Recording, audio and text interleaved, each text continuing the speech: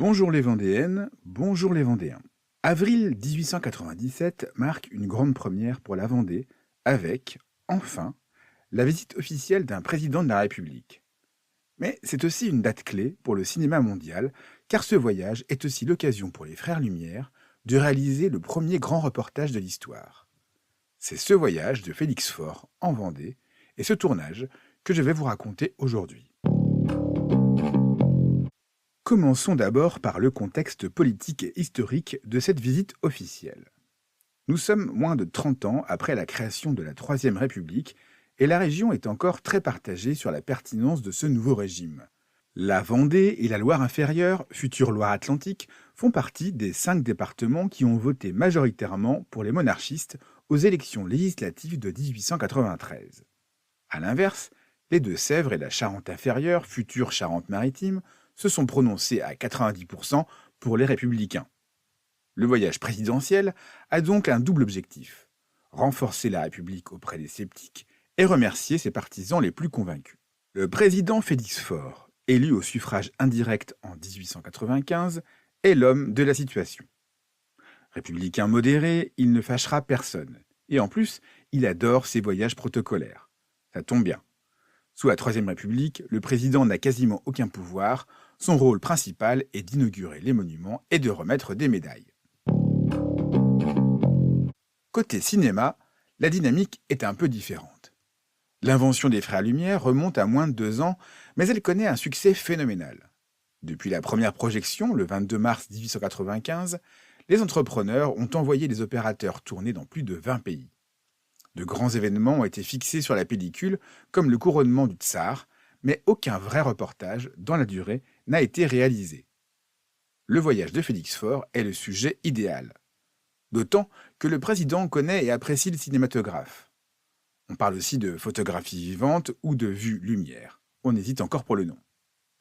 Le reportage est également l'occasion d'utiliser et de promouvoir la nouvelle caméra légère, 5 kg, qui doit être mise en vente auprès du grand public au cours de cette année 1897. La mission est confiée à Charles Moisson, 33 ans, l'un des opérateurs vedettes, on ne dit pas encore caméraman, de la Maison Lumière. Charles est d'ailleurs plus qu'un opérateur, puisqu'il est également projectionniste et surtout l'un des techniciens qui a mis au point les premiers prototypes de caméras.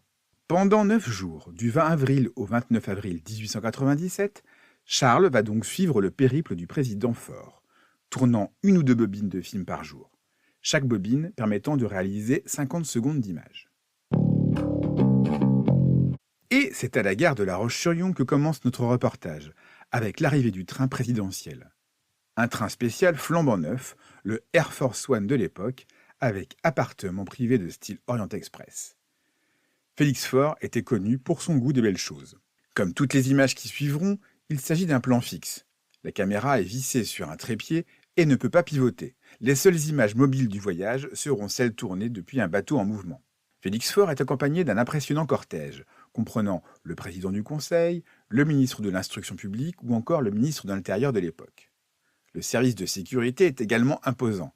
C'est lors d'un voyage de ce type, en 1894, que le prédécesseur de Félix Faure, le président Sadi Carnot, est mort assassiné par un anarchiste. Comme le montre l'excellent documentaire de Serge Gialet, disponible sur le site de l'INA, Félix Faure passe très bien à l'image. Très grand, il regarde plusieurs fois en direction du caméraman. En revanche, on se rend compte que de nombreuses personnes ne comprennent pas à quoi sert cette étrange machine et passent devant sans se poser de questions. Après avoir inauguré la statue du peintre Paul Baudry et visité le haras, il participe à un banquet en son honneur. Le lendemain, il quitte La Roche-sur-Yon et prend la direction de Nantes, puis de Saint-Nazaire. Il est de retour en Vendée le 23 avril. Arrivé à bord du Cuirassé Canada, il débarque au Sables-d'Olonne vers 15 h. Un passage express qui comprend une visite de l'école municipale de pêche, une autre de l'hôpital, un dîner au casino, mais surtout une démonstration de danse de jeunes sablais et sablaises en costume traditionnel.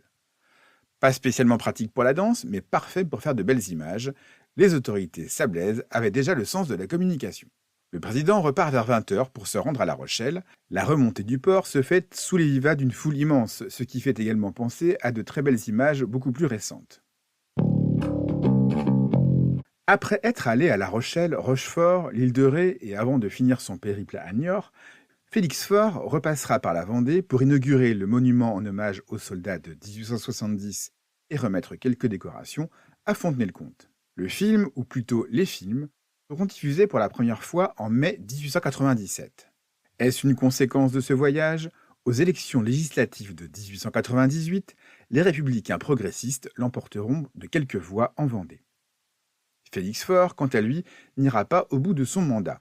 Il meurt en 1899 à 57 ans, dans les bras, c'est un euphémisme, de sa maîtresse.